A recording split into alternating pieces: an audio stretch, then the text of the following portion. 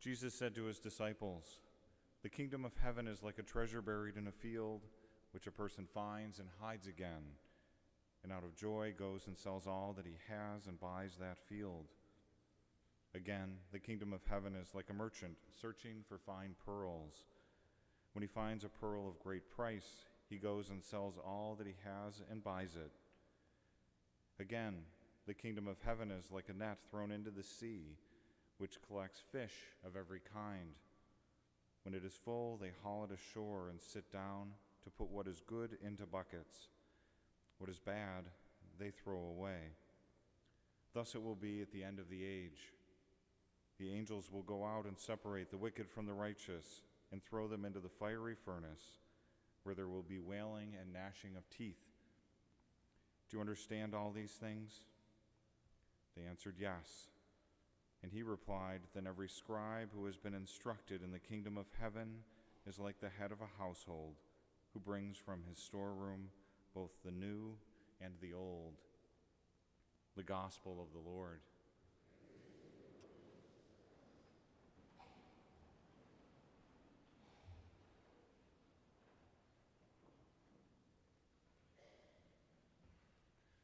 Good morning. I shared with yesterday's masses that yesterday morning I played a round of golf for the first time in 5 years, and I discovered depths of my prayer life that I have never experienced. I must not be very good at it. Prayer and golf, I guess. This might be a little strange, but I'm going to talk about stuffed animals again this morning. I think this was one of the masses that I preached about my bear, wasn't it, last month? Anyways, I'm not going to talk about my bear. I'm going to talk about a story with my son. So when my oldest, Peter, was about 4 years old, his grandmother and aunt took him shopping over to the Disney store at the Boulevard Mall. And I'm not sure if it's still there or if any of you remember it, but they always had this giant table in the middle of the store that was just mounded full of stuffed animals. It was like a magnet for young kids.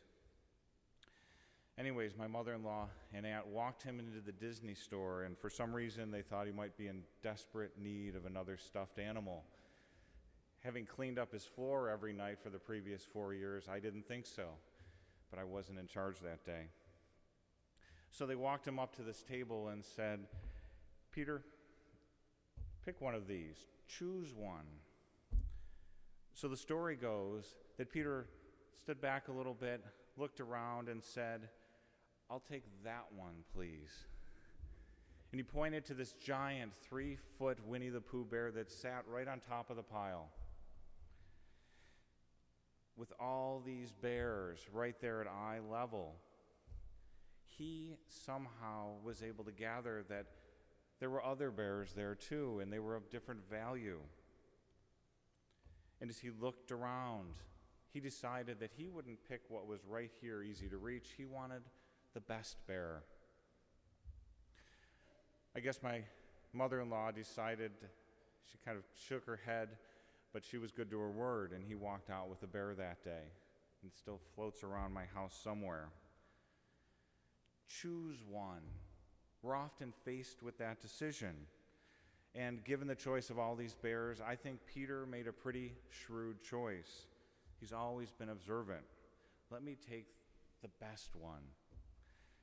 In the first reading, I think Solomon is faced with a very similar choice, but the stakes are so much higher for him. He's not choosing from a wall of stuffed animals.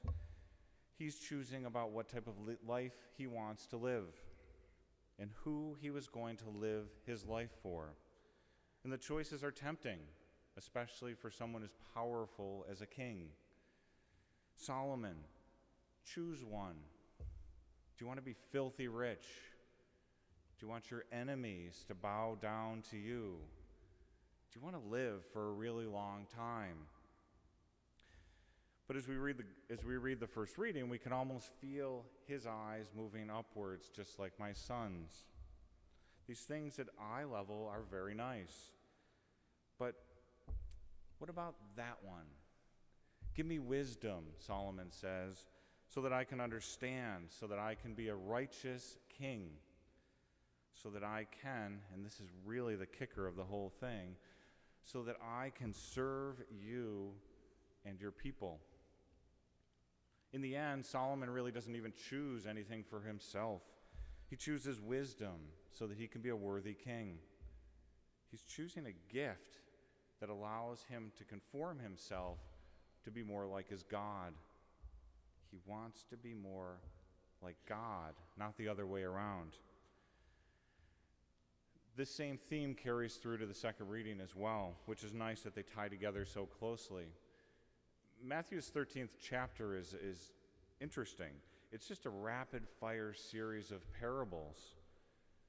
Usually we think about parables as these well-developed stories, but what we heard today was 4 different parables in just 8 short lines, each of them barely a line long. We hear about a treasure in a field, this pearl of great value. We hear about a net full of fish and a steward in a warehouse. The story, or the topic is different, but the story theme is the same. What do you value, and what do you choose? Is there a pearl that's so valuable that you would sell everything you have to gain it? Is there a treasure worth everything you have? You see, the stories really aren't about pearls or treasure or even fish. They're about people being faced with a choice. What are we willing to give up to live the life Christ wants us to? You heard right, we have to give up. You don't get anything for free. What are we willing to sacrifice? Being a Christian and living that authentically Christian life demands that we too make choices. We can try to be that Christian that lives making choices at eye level, the stuff down here, or we can do what it takes to get to that animal right on top of the pile.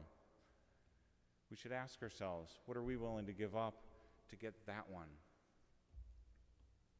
The parables seem quaint, but they're calling us to a radical conversion. We're called to make the same choice as Solomon, who had to decide to serve himself or serve God. What about us? Who do we serve? We can talk about treasure and pearls, but do we really mean it? Do we try to convince ourselves that 45 minutes here once a week is enough? Or are we always looking to give as little as we can? Hopefully, my meaning's clear. The parables and the story of Solomon are meant to provoke and even grab us by the collar and shake us a little bit, wake us up. Do I want a pearl? Do I want the pearl? Then pay the price. Am I willing to give up everything to be with my God? Or am I looking right here and playing it safe? I have to say, the deeper that I looked into the readings, it was difficult for me. There's really no middle ground. There's no safe space with these parables. You either have it or you don't. We can't be moderately good Christians. And Jesus is challenging us to give ourselves over to him completely, which is a little scary. It's a struggle for me every day, and I'd guess that even a couple of you struggle with it too. Thomas Merton, who is one of my favorite spiritualists, once wrote that a life is either all spiritual or not spiritual at all. No man can serve 2 masters. And he said, your life is shaped by the end you live for, and you are made in the image of what you desire. I think Merton must have been thinking about today's readings when he wrote that. I know that we're in ordinary time, but today's readings show us that there really are no ordinary days for Christians. Our God always demands extraordinary things from us, and it starts with letting go of the things at the bottom of that pile that keep us from him. We must choose. Who do we choose? Him